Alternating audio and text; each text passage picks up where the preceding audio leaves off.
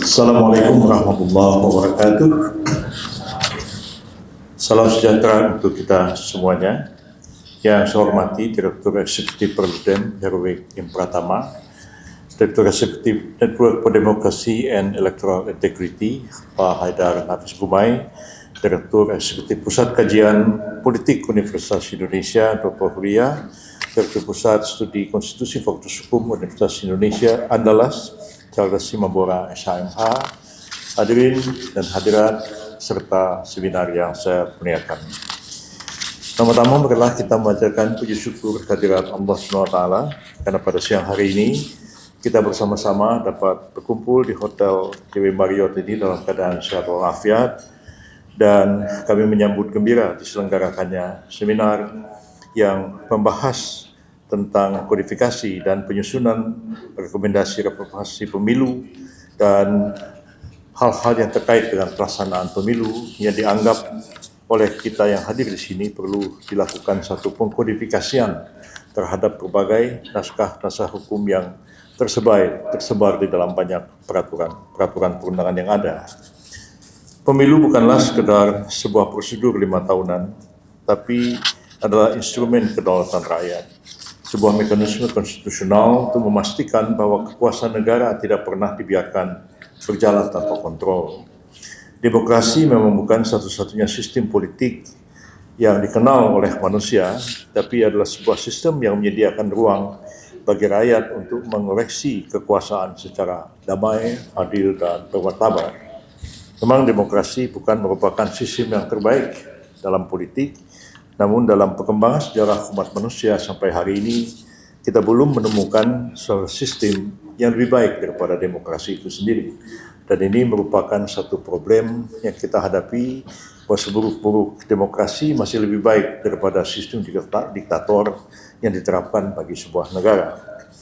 Namun dalam perjalanan sejarah bangsa kita, kita juga belajar bahwa demokrasi dapat mengalami distorsi. Norma yang dibangun untuk menjamin kedaulatan rakyat dapat pula dipelintir menjadi melayani kekuasaan belaka. Di titik inilah hukum memainkan peran yang sangat sentral. Undang-undang pemilu adalah pagar konstitusional yang menentukan apakah kompetisi politik benar-benar berlangsung secara jujur, adil, dan berintegritas, atau justru sebaliknya berubah menjadi alat rekayasa kepentingan penguasa yang pada akhirnya menyimpangkan makna dari kedaulatan rakyat itu sendiri. Karena itulah ketika civil society datang membawa inisiatif untuk memperbaiki arsitektur hukum pemilu, pemerintah menghargainya dengan sungguh-sungguh. Demokrasi tidak mungkin berdiri hanya di atas bahu negara saja, ia berdiri di atas kesadaran kolektif masyarakat yang mendukungnya. Sejak pemilu tahun 1955 sampai pemilu serentak yang terakhir, kita menyaksikan bahwa demokrasi Indonesia tumbuh bukan dalam garis lurus, tapi menghadapi liku-liku yang sangat panjang. Ada kemajuan, ada kemunduran, ada pembelajaran mahal yang harus kita bayar dengan konflik, dengan ketidakpuasan, bahkan kadang-kadang dengan runtuhnya kepercayaan publik terhadap pemerintah yang sedang berkuasa. Namun satu hal yang tetap, pemilu adalah sumber utama legitimasi kekuasaan dalam kerangka Negara Kesatuan Republik Indonesia yang berdasarkan Pancasila dan UUD 45. Tanpa pemilu yang adil, berintegritas dan dipercaya, legitimasi itu akan mengalami kekeroposan, seberapa sering pun kita menyebut kata demokrasi dalam percakapan kita sehari-hari. Karena itu ketika organisasi masyarakat sipil datang membawa aspirasi memperbaiki undang-undang pemilu, pemerintah tidak memandangnya sebagai sesuatu ancaman, tapi menghargai semangat dan sumbangan yang diberikan oleh masyarakat sipil, oleh karena memang kita memerlukan satu pemikiran-pemikiran yang lebih jernih dalam merumuskan kaidah-kaidah hukum terkait dengan penyelenggaraan pemilu, oleh karena pemilu itu sendiri merupakan sebagian dari kegiatan politik, norma-norma hukum yang mengatur kegiatan politik, sementara norma-norma itu diciptakan oleh para politisi yang punya kepentingan yang beragam, maka norma-norma yang dirumuskan itu kadang-kadang rawan lihat dari sudut keadilan dan kebersamaan dan memberikan hak yang sama bagi semua partisipan politik yang terlibat di dalam pemilu. Pertarungan politik yang keras seringkali terjadi karena semua pihak yang terlibat dalam proses penyusunan undang-undang pemilu yang terkait dengan politik itu masing-masing membawa kepentingan politiknya sendiri. Kesempatan untuk memperkuat fondasi demokrasi sebelum kelemahan-kelemahan dalam sistem pemilu dimanfaatkan oleh kekuatan-kekuatan yang justru ingin mengosongkan demokrasi dari maknanya yang sejati, maka inilah kesempatan yang baik bagi kita semua, terutama dari kalangan akademisi, masyarakat sipil, yang tidak mempunyai kepentingan langsung terhadap pemilu, tapi berkeinginan untuk membangun sebuah sistem pemilu yang adil, demokratis, dan bermartabat, dapat memberikan sumbangan pemikiran yang nyata. Dan saya kira di bawah tekanan opini politik yang kuat di tengah-tengah masyarakat, maka pada akhirnya para pembentuk undang-undang, baik pemerintah maupun Dewan Perwakilan Rakyat, akan sungguh-sungguh memperhatikan dan menyerap aspirasi yang berkembang dari kalangan masyarakat di bawah, aspirasi, gagasan-gagasan yang dirumuskan dan dilontarkan oleh para akademisi dan para aktivis di tengah-tengah masyarakat. Hadirin yang saya muliakan, saya ingin menyampaikan secara tegas di podium ini bahwa pemerintah menyambut inisiatif masyarakat sipil dalam mendorong reformasi pemilu yang lebih adil, inklusif, dan berintegritas. Pemerintah sekarang tentu responsif, menerima masukan-masukan, kritik, saran, guna memperbaiki sistem pemilu yang telah kita laksanakan selama ini. Bahkan Presiden Prabowo Subianto berkali-kali mengatakan jangan pernah berhenti untuk menyampaikan kritik kepada pemerintah terhadap kebijakan-kebijakan yang dirumuskan oleh pemerintah, agar pemerintah tetap menjaga sensitivitas hati nuraninya dalam menyerap aspirasi yang berkembang di tengah-tengah masyarakat. Sebab seperti kita ketahui, ya, orang-orang yang berada dalam kekuasaan politik itu mudah sekali terlena. Bagaimana caranya mempertahankan kekuasaan? Atau yang kedua adalah mudah pula lupa atau lalai karena mereka tenggelam dalam rutinitas. Dan rutinitas itu kadang-kadang menghilangkan kepekaan hati nurani. Itu satu hal yang harus kita pahami bersama, karena itu kadang-kadang mereka yang memegang kekuasaan itu kehilangan kritisisme dalam berpikir karena tenggelam dalam rutinitas dan bagaimana mempertahankan sistem, mempertahankan kekuasaan yang ada pada mereka. Nah, kita memahami bahwa berbagai kebijakan yang dirumuskan oleh pemerintah sekarang, khususnya dalam hal reformasi politik, hukum, dan birokrasi, itu diarahkan kepada 3 hal, yaitu pertama, melakukan transformasi sosial dan politik dan tata kelola negara dan pemerintahan. Yang kedua, transformasi ekonomi dan kesejahteraan. Ketiga, penguatan demokrasi, hukum, dan reformasi kelembagaan. Reformasi hukum pemilu merupakan bagian integral dari agenda tersebut. Dalam narasi dan lampiran RPJMN maupun dalam RPJPN ditegaskan bahwa penyederhanaan regulasi, penguatan fungsi saling mengawasi dan saling mengimbangi, check and balances, serta peningkatan integritas pemilu dan partai politik modern merupakan prasyarat penting untuk mewujudkan Indonesia Emas tahun 2045 yang akan datang. Karena itu, transformasi demokrasi tidak hanya dikerjakan pada hari pemungutan suara, tapi melalui pembenahan menyeluruh atas arsitektur hukum yang mengatur pelaksanaan pemilu kita sendiri. Itulah sebabnya pemerintah memandang perlu untuk segera merevisi Undang-Undang Pemilu, terutama melalui pendekatan yang sekarang disarankan, yaitu melakukan kodifikasi. Dan saya kira ini merupakan satu gagasan yang saya kira dalam sejarah hukum selalu diperdebatkan apakah kodifikasi itu perlu atau tidak perlu. Ya, sepanjang sejarah hukum fikih lah yang pertama kali melakukan kodifikasi. Kalau kita baca kitab fikih yang tebal begini, paling depan itu bab tentang air, tentang berwudu, tentang bersuci, yang paling akhir itu bab jinayat tentang hukum pidana. Dan saya kira karena ahli fikih mengkodifikasi hukum dalam sebuah teks book yang sistematik, maka Napoleon Bonaparte tertarik dengan kodifikasi itu dan mengundang 4 ahli hukum fikih dari Mesir untuk menyusun kode sipil dan kode penal Napoleon itu, yang kemudian diadopsi oleh Belanda ketika Belanda diduduki oleh Perancis, dan kemudian berdasarkan asas konkordansi maka hukum kodifikasi itu kemudian berlaku di kawasan Hindia Belanda ini. Dari segi pemikiran hukum sebenarnya ya kita kembali ke hukum fikih untuk melakukan kodifikasi, apalagi pendapat ekstrim menganggap bahwa ya di luar kodifikasi tidak ada norma hukum lagi. Dan saya kira debat ini debat panjang dalam sejarah hukum. Apakah kita perlu kodifikasi ataukah kita membiarkan?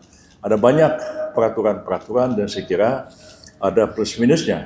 Dan dalam perkembangan hukum pemilu kita cukup banyak peraturan-peraturan baik pada tingkat undang-undang maupun tingkat peraturan pemerintah ke bawah yang berkaitan dengan penyelenggaraan pemilu. Mungkinkah semua kita kodifikasikan atau kita biarkan lepas seperti itu saja? Dan saya melihat bahwa ada gagasan seperti ini berkembang dalam seminar ini, mungkin sudah dilakukan jauh sebelumnya oleh koalisi masyarakat sipil, dan saya kira pemerintah maupun para akademisi mempersilahkan saja untuk melakukan kajian, merumuskan gagasan, merumuskan konsep, jika perlu sampai kepada satu draft bagaimanakah sebenarnya kodifikasi dari undang-undang pemilu itu sendiri, mengingat bahwa kalau hukum fikih itu dia sudah merupakan transformasi dari teks Al-Quran dan Sunnah ke dalam satu norma hukum yang applicable.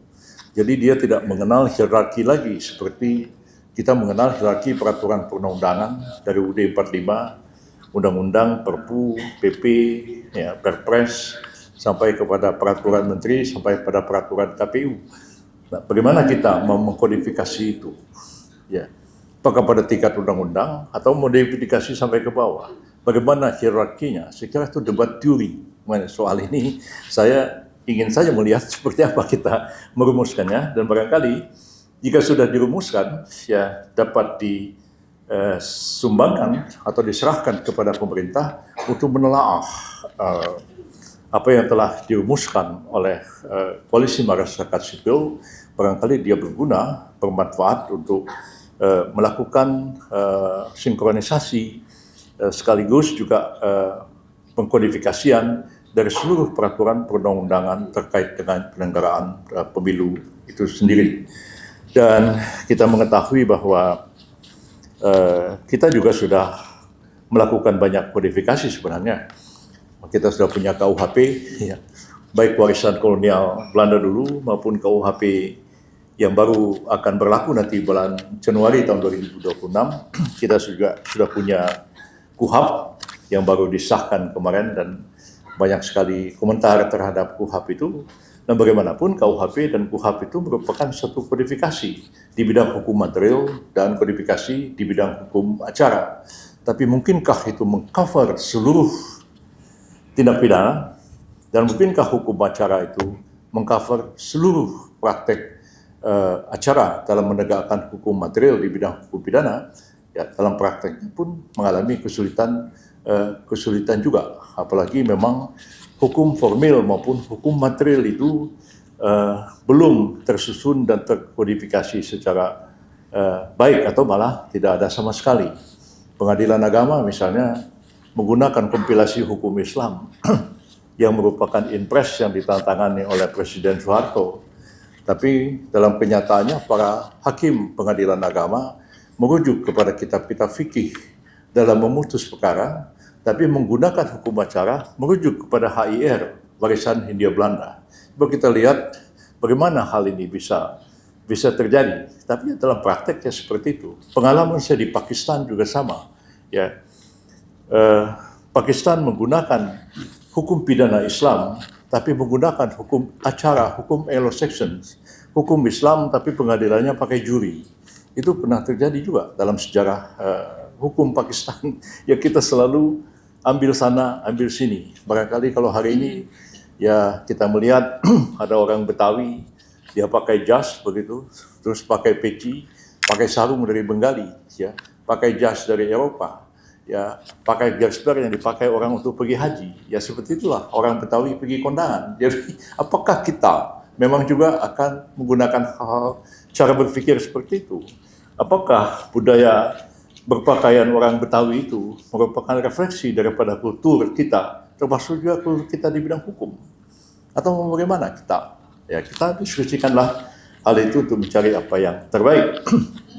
Di masa pemerintah yang lalu, pada masa Pak Jokowi, ya tiba-tiba diperkenalkan omnibus, ya cara membentuk satu norma hukum seperti ini. Jadi semua masuk ke semua langsung dirombak, tapi ketika diterapkan kalang kabut, membacanya pun sudah merupakan satu problem sendiri, apalagi menerapkannya.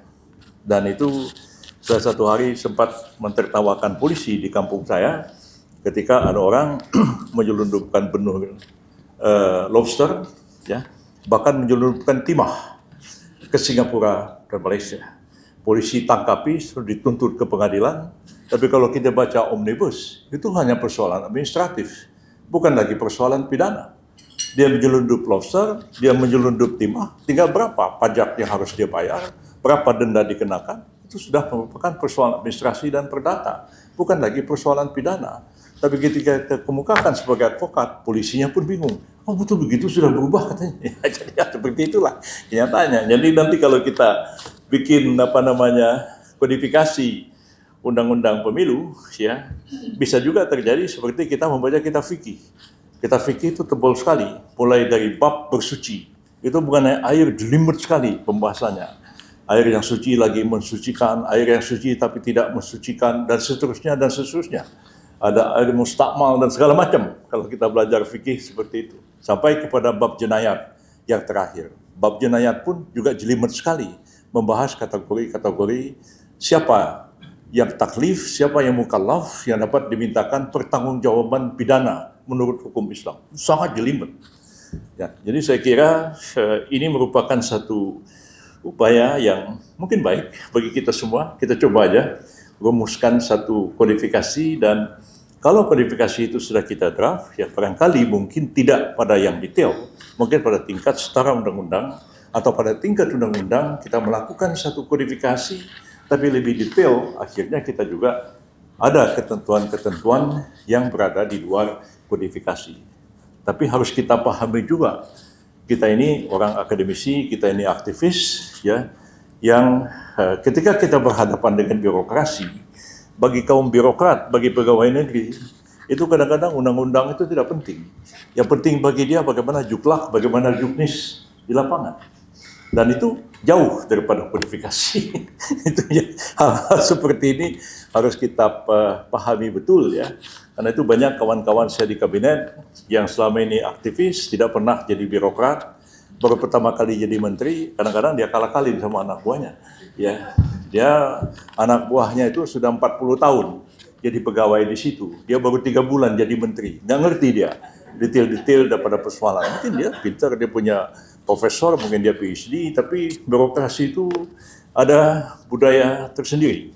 Karena itu kalau kita tidak pahami lika-liku birokrasi itu, tentu kita akan kadang-kadang terjebak dalam permainan birokrasi itu sendiri. Makanya Pak Haidar Gumai pengalaman, ya, bagaimana beliau sebagai anggota KPU berhadapan dengan birokrat, jajaran yang ada di kantor KPU itu, dari sekjen sampai ke bawah, itu yang mentalitasnya itu bukan mentalitas aktivis, itu mentalitasnya adalah mentalitas birokrat. Kalau dibacakan undang-undang, dia nggak peduli. Yang penting bagi dia bagaimana juklak, bagaimana juknis yang diberikan oleh atasan, bagaimana dia menyelenggarakan sesuatu, dan sebagaimana dipraktekkan selama dia bekerja sebagai birokrat. Apapun juga yang kita lakukan, saya menganggap bahwa upaya ini tentu tidak sia-sia. Upaya ini sangat penting. Harus ada satu terobosan, harus ada mimpi-mimpi. Ya. Kalau kita sudah berhenti mimpi, kita tidak akan memiliki masa depan yang lebih baik. Jadi mulailah dari gagasan-gagasan yang besar, melakukan kegiatan-kegiatan yang serius, ya, menghabiskan waktu, tenaga, dan pikiran, tapi saya berkeyakinan bahwa semua itu tidak sia-sia. Apabila nanti sudah selesai, dapat diserahkan kepada pemerintah, dan saya sendiri tentu akan membaca hasil yang diberikan itu dan akan mendiskusikannya dengan jajaran koordinasi saya, juga kepada Kementerian Dalam Negeri, Dan nanti kita lihat terkait dengan pemilu ini sampai hari ini masih terdapat tarik-menarik siapa yang akan mendraft rancangan undang-undangnya, pemerintah atau DPR. Sekarang ini pemerintah menyiapkan, DPR juga menyiapkan. Dua-duanya mengacu kepada pelaksanaan putusan dari Mahkamah Konstitusi terkait threshold, terkait pembelahan pemilu antara pemilu pusat dengan pemilu daerah yang sama sekali baru. Dan bagi kami di pemerintahan juga kadang-kadang agak membingungkan putusan Mahkamah Konstitusi ini, ya, karena di satu pihak dulu pemilunya begini, tiba-tiba ada putusan, ada pemilu serentak, ya, sudah dilaksanakan pemilu serentak, tiba-tiba dibelah lagi pemilunya, pemilu pusat dengan pemilu daerah. Barangkali di sisi pemerintah akan lebih mudah menyelenggarakan bukan pemilu pusat daerah, pemilu legislatif dan pemilu eksekutif. Mungkin bagi pemerintah lebih mudah menyelenggarakan pemilu eksekutif dan pemilu legislatif. Jadi lebih linear, dan bagi partai politik barangkali juga lebih mudah mempersiapkan pemilu eksekutif. Dia udah tahu tuh menyiapkan pemilu presiden, pemilu gubernur, bupati, wali kota. Nah, tapi kalau pusat daerah itu mix. Ada daerah, ada pemilu eksekutif, pada pemilu legislatif juga, pada pusat, pada daerah. Dan bagi orang yang menjadi calon juga bingung, mau calon apa ya katanya. Siapa tahu kan nunggu-nunggu nih, saya mau ikut ini aja dulu deh, mau ikut jadi, atau mungkin menguntungkan juga, saya ikut pilkada dulu deh, kalau kalah maju jadi anggota DPR, atau bagaimana, atau sebaliknya juga bisa terjadi. Dan ini memang kita sedang sibuk memikirkan semua ini. Mudah-mudahan apa yang sedang disiapkan DPR dan disiapkan oleh pemerintah dan mungkin koalisi masyarakat sipil lebih dulu menyiapkan draft dibandingkan perdebatan yang sekarang sedang terjadi di DPR dan perdebatan internal pemerintah menghadapi soal ini. Kalau ada draft yang sudah jadi, maka udah pada pusing kita, ya udah pakai aja draft dari Perludem misalnya. Siapa tahu itu ada manfaatnya juga bagi pemerintah. Dan pemerintah sendiri pun bingung, terus terang aja. Saya tanya ini, bagaimana putusan MK ini kok? Ini putusannya ini bunyinya begini, belakangan ini lagi, ya. Yang mana yang mau dipakai, ya? Kalau lagi-lagi kalau pakai hukum fikih itu kan ada nasikh wal mansukh, ada yang membatalkan, ada yang ini, ada kaul kadim, ada kaul jadi, ada pendapat terdahulu, pendapat yang belakangan. Biasanya pendapat yang belakangan menggeser pendapat terdahulu, kan begitu. Kalau nasikh wal mansukh yang belakangan membatalkan yang sebelumnya. Kata Pak Hamdan Zulfa bilang sama saya, enggak bang, katanya, semua putusan MK itu enggak ada yang dicabut, berlaku semua. Kalau berlaku semua, gimana melaksanakannya? Semuanya saling bertentangan satu dengan yang lain. Dan itu pun menambah-nambah kebingungan kita semua terhadap putusan dari Mahkamah Konstitusi ini. Nah, mudah-mudahan dengan diskusi ini, seminar ini kita mengakhiri kebingungan kita, dan mudah-mudahan akan lahir sebuah draft yang betul-betul merupakan sebuah draft kodifikasi terhadap pelaksanaan pemilu. Terima kasih. Wassalamualaikum.